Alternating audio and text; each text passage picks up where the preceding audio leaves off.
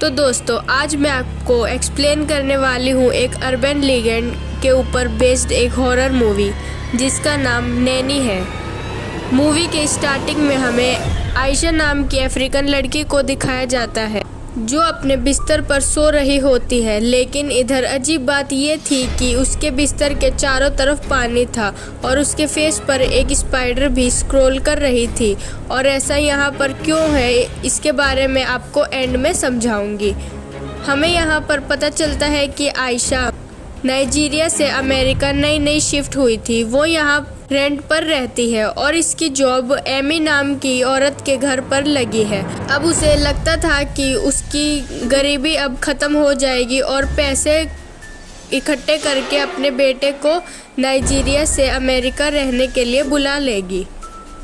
अब आयशा जॉब के पहले दिन एमी के घर जाती है जहां पर उसे रोज़ नाम की लड़की की देखभाल करनी थी और इसके लिए उसे पर डे की पेमेंट भी मिलेगी। और यहाँ पर एमी आयशा को रहने के लिए रूम भी देती है ताकि अगर कभी उसे रात में रुकना पड़ जाए तो वो यहाँ पर रह सकती है। इसके अलावा एमी आयशा को एक रजिस्टर भी देती है जिसके अंदर वो अपना पर डे का पेमेंट लिख सके। इसके बाद रोज़ और आयशा खाना खाने बैठती है और इन दोनों की बहुत अच्छी दोस्ती हो जाती है। अब फर्स्ट डे आयशा जॉब से घर आने के बाद अपनी फ्रेंड को वीडियो कॉल पर अपने बेटे से बात कराने के लिए कहती है और वो अपने बेटे को खुशी से बताती है कि कुछ दिनों में उसे अमेरिका बुला लेगी। अब यहाँ पर हमें दिखाया जाता है कि आयशा रोज़ को पढ़ा रही होती है और तभी एमी की कॉल आती है और वो बताती है कि उसका पति एडम की आने की खुशी पर घर में पार्टी ऑर्गेनाइज करी है। अब आयशा पार्टी के लिए सारी तैयारी कर लेती है, लेकिन अब यहाँ पर आयशा कुछ परेशान दिखाई दे रही थी क्योंकि एमी ने कुछ दिनों से आयशा की पेमेंट क्लियर नहीं करी थी। अब हम यहाँ पर देखते हैं कि जब एडम काम से घर वापस आता है तब वो पार्टी के दौरान ज़्यादा खुश नहीं होता। यहाँ पर हमें ये भी पता चलता है कि एडम और एमी के बीच के रिश्ते ठीक नहीं थे। पार्टी के बाद एडम आयशा को पेमेंट देने के लिए अपने कैबिन में बुलाता है और वो कहता है कि एमी ने उसे आयशा के बारे में पहले नहीं बताया था, इसलिए वो उसे कम पैसे देता है और वो कहता है कि वो कुछ दिनों में आयशा की पूरी पेमेंट कर देगा। अब आयशा अपने रूम में सोने के लिए चली जाती है जहाँ पर आँख बंद करते ही उसे समुद्र की लहरों की आवाज़ सुनाई देती है और फिर अचानक से तेज़ बारिश भी होने लगती है जिससे आयशा का दम घुटने लगता है और फिर उसकी आँख खुल जाती है और उसे पता चलता है कि ये उसका एक सपना था। और अगले दिन आयशा बैंक जाकर अपने बेटे को कुछ पैसे ट्रांसफ़र करवाती है और इसके बाद वो अपनी फ्रेंड के पास जाती है। और यहाँ पर हमें पता चलता है कि जब आयशा 16 साल की थी तब उसके बॉयफ्रेंड और उसके बीच रिलेशन हुआ था जिसकी वजह से वो प्रेग्नेंट हो गई थी और इसलिए उसका बॉयफ्रेंड उसे छोड़कर चला गया। अब आयशा जब एमी के घर आती है तो एडम रोज़ को और आयशा को लंच पर चलने के लिए बोलता है। अब वो तीनों लंच पर जाते हैं जहाँ पर थोड़ी देर बाद एडम की गर्लफ्रेंड आ जाती है और फिर एडम रोज़ और आयशा को छोड़कर अपनी गर्लफ्रेंड के साथ घूमने चला जाता है। अब रात को जब आयशा अपने घर जा रही होती है तब उसे मलिक नाम का एक लड़का मिलता है जो एमी की फ्लैट में रहता था। वो उसे थोड़ी बहुत बात करती है और फिर घर चली जाती है। अब अगले दिन सुबह आयशा एक रिवर के किनारे बैठकर सनराइज देख रही होती है और तभी उसे अचानक से एक जलपरी नजर आती है और फिर जलपरी गायब हो गई। अब आयशा एमी के घर जा रही होती है और तभी बिल्डिंग में उसे मलिक अपने बेटे के साथ दिखाई देता है और उसका लड़का आयशा को बताता है कि उसके डैड आयशा को बहुत पसंद करते हैं। अब इसके कुछ दिन बाद मलिक आयशा को अपनी दादी से मिलाने के लिए अपने घर बुलाता है। अब उधर आयशा को एक पेंटिंग दिखाई देती है, उसमें जलपरी होती है। मलिक की दादी उसे बताती है कि माटी वाटा की तस्वीर है, यानी कि पानी के अंदर रहने वाली आत्माएं और ये बहुत खतरनाक होती है।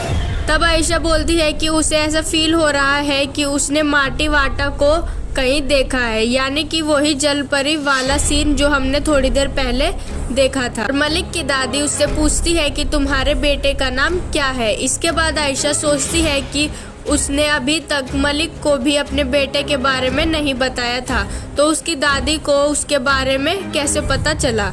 और फिर मलिक उसे डिनर के लिए ले जाता है और यहाँ पर आयशा मलिक से उसकी दादी के बारे में पूछती है। वो बताता है कि उसकी दादी शुरू से ही ऐसी ज्ञानी है। और फिर आयशा भी अपने लड़के के बारे में मलिक को बताती है। और अगले सीन में आयशा रोज को पार्क लेकर जाती है। भी वहाँ पर उसे अपना बेटा दिखता है, जिसके बाद वो रोज को छोड़कर अपने बेटे की तरफ बढ़ने लगती है। अभी उधर एक औरत रोज को गोद में उठाकर लाती है और आयशा को डांटती है कि रोज पार्क से बाहर चली गई थी। और तभी अचानक से उसका लड़का उधर से गायब हो जाता है। अब आयशा रोज को सुलाते वक्त अनांसी द स्पाइडर की कहानी सुनाती है। अब आयशा रोज से पूछती है कि तुम पार्क से बाहर क्यों गई थी। फिर वो कहती है कि उसे ऐसा करने के लिए अनांसी स्पाइडर ने कहा था। और जब आयशा रोज को सुला रही होती है तब उसके सामने वाली दीवार पर एक स्पाइडरमैन की शैडो दिखाई देती है और वो इस चीज पर ध्यान नहीं देती और एडम के पास जाकर रोते हुए कहती है कि एमी ने कई महीनों से उसका हिसाब क्लियर नहीं करा, इसलिए वो अपने बेटे को अमेरिका नहीं बुला पाई। बोलती है कि अगर अब उसने पैसे नहीं दिए तो वो जॉब छोड़ देगी। इसलिए एडम उसे कुछ पैसे देता है और उसे किस करने की कोशिश करता है और फिर आयशा उसे काट देती है। अब अगले दिन आयशा एक स्विमिंग पूल में दिखती है। वो रोज की स्विमिंग क्लास के लिए उधर गई थी। अब जैसे ही आयशा पूल के अंदर डुबकी लगाती है तो अलग ही दुनिया में चली जाती है, जहाँ पर उसे माटी वाटा दिखाई देती है और उसे अपने बेटे की भी विजन आते हैं। लेकिन तभी आयशा की आँख खुलती है और उसको पता चलता है कि वो बेहोश हो गई थी। और अब वो मलिक की दादी के पास जाती है और उन्हें अपने अनांसी स्पाइडर वाले सपनों और माटी वाटा के विजन के बारे में बताती है। मलिक की दादी उसे बताती है कि अनांसी स्पाइडर और माटी वाटा प्रतिरोध यानी कि बाधा और सर्वाइवल के लिए फाइट को दर्शाती है। और अगर ये उसे दिख रहे हैं तो इसका मतलब ये है कि वो उसको वॉर्न कर रहे होते हैं। आयशा को बताती है कि या तो इन्हें मौत के बदले मौत चाहिए या फिर ये तुमसे रीबर्थ चाहते हैं। अब आयशा भी सोचती है कि वो आत्मा उससे आखिर चाहती क्या है। इसके बाद आयशा हमेशा की तरह रोज को स्पाइसी खाना खिला रही होती है और तभी वहाँ पर एमी आ जाती है और वो आयशा पर गुस्सा करती है और कहती है कि उसकी हिम्मत कैसे हुई आयशा को स्पाइसी खाना खिलाने की। और फिर आयशा भी उसे चिल्लाते हुए कहती है कि तुमने फ्रिज में कुछ नहीं रखा था और अगर वो ये नहीं खाती तो खाती क्या। और आयशा कहती है कि मैंने अभी तक अपने पैसों से ही तुम्हारी बेटी को खाना खिलाया और इसके पैसे अभी तक एमी ने आयशा को नहीं दिए थे और वो उसका सारा हिसाब क्लियर करने के लिए कहती है। और एमी कहती है कि तुम कल रात रुक कर ओवरटेक कर लो, उसके बाद तुम्हें तुम्हारे सारे पैसे मिल जाएंगे।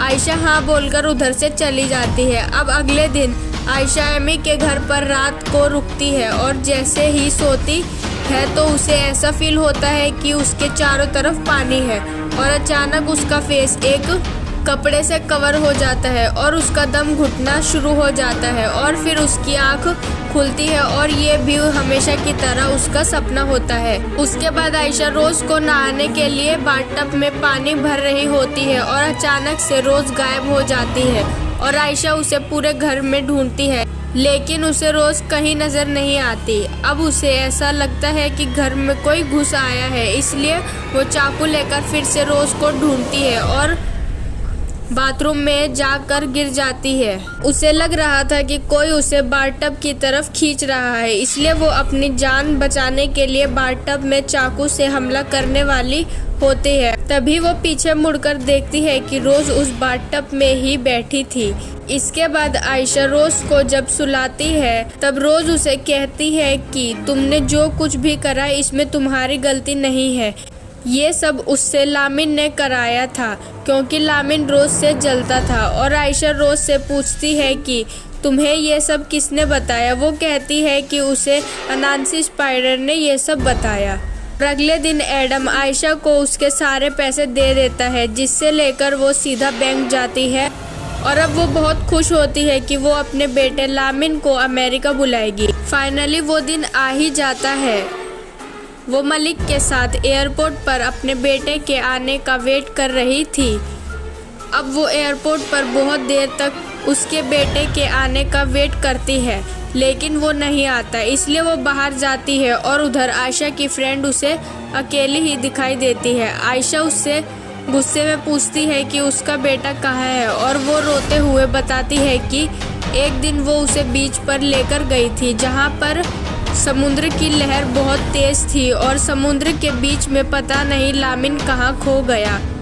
और दोस्तों, अब यहाँ पर आपको आयशा के सपनों का मतलब समझ आ रहा होगा कि उसको समुद्र वगैरह क्यों दिखाई देते थे। उसका दम घुटना और ये सारी चीज़ों का मतलब यही था कि उसका बेटा डूब गया था। एक माँ को जो कनेक्शन होता है, इसलिए उसे यहाँ पर ये सारी चीज़ें फील हो रही थी। अब ये सारी बात सुनकर आयशा को बहुत बड़ा धक्का लगता है, क्योंकि लामिन ही उसके जीने का सहारा था। और अब लामिन की डेथ होने की वजह से वो इतनी ज़्यादा दुखी होती है और इतनी ज़्यादा डिप्रेस्ड हो जाती है कि वो खुद को ख़त्म करने का फैसला लेती है और समुद्र में जाकर छलांग लगाती है। और फिर हम ये देखते हैं कि वहाँ पर मामी वाटा आयशा को डूबने से बचाती है, जिसके बाद मलिक उसे घर लेकर आता है और यहाँ पर आयशा को पता चलता है कि वो प्रेग्नेंट होती है और सीधा 9 महीने बाद का सीन दिखाया जाता है। आयशा एक बच्चे को जन्म देती है जो बिल्कुल लामिन जैसा ही था। तो दोस्तों, सबसे पहले हम बात करते हैं अनांसी स्पाइडर और मामी वांटा के बारे में। ये एक अफ्रीकन माइथोलॉजी के हिसाब से चीज़ होती है।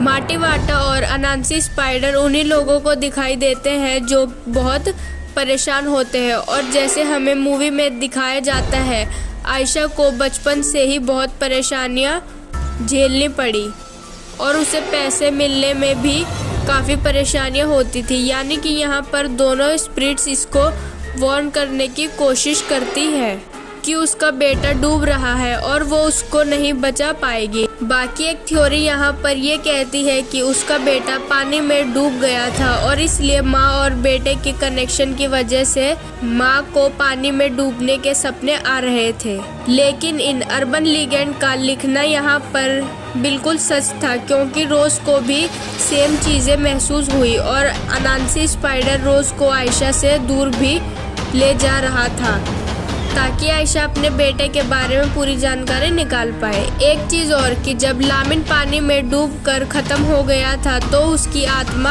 आयशा से नाराज़ भी थी, क्योंकि आयशा लामिन को छोड़कर किसी और बच्ची का ध्यान रख रही थी। इसलिए लामिन रोज को आयशा के हाथों से मारना चाहता था, लेकिन मांटी वाटा ने उसे ऐसा करने से रोक दिया, क्योंकि उसे शायद पता चल गया था कि आयशा प्रेग्नेंट है। अब जैसे हमें लास्ट में दिखाया गया था कि माटी वाटा आयशा को मरने से बचा लेती है। अब आप ये सोच रहे हैं कि रोज और अनांसी स्पाइडर आपस में बात कैसे कर रहे होते हैं। तो जैसे हमें मूवी में दिखाया जाता है कि आत्मा बच्चों से ज़्यादा बात करती है, इसलिए अनांसी स्पाइडर ने रोज की मदद से लामिन की दिल की बात आयशा तक पहुँचाई, लेकिन आयशा उसे समझ नहीं पाई।